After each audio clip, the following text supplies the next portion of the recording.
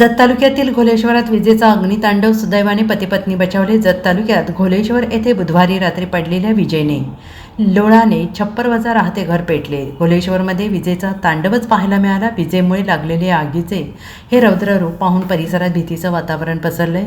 सुदैवाने जीवितहानी टळली। या घटनेत पती-पत्नी घराच्या बाहेर असल्याने मोठा अनर्थ टळला।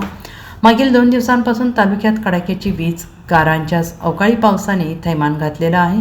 सोसाट्याचा वारा, गारांचा पाऊस या विजेमुळे मोठे नुकसान होते आहे। बुधवारी सायंकाळी जोराचा वारा, अवकाळी पाऊस आणि विजेचा कडकडाट सुरू झाला आहे। सायंकाळी 7:30च्या सुमारास तालुक्यात विजांचा कडकडाट आणि पावसाची जोरदार सुरुवात झाली। या दरम्यान 7:30 वाजण्याच्या सुमारास घोलेश्वर येथील आटपाडकर यांच्या घरावर अचानक वीज कोसळली। विजेच्या तडाख्याने घराला काही क्षणात आग लागली आणि ही आग एवढी भयानक होती, काही कळण्याच्या आतच संपूर्ण घर जळून खाक झाले।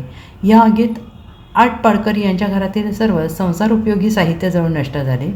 घरात असलेले समाबाई ज्ञानेश्वर आटपाडकर आणि ज्ञानेश्वर आटपाडकर हे पती-पत्नी सुदैवाने थोडक्यात बचावले। समाबाई या स्वयंपाक करण्यासाठी घरातील छपराखाली गेल्या होत्या, मात्र काही क्षणातच बाहेर पडल्यामुळे हे दोघेही बचावले। घटनास्थळी ग्रामस्थांनी मोठी गर्दी केली। Bureau report, SBN Marathi, Sangli.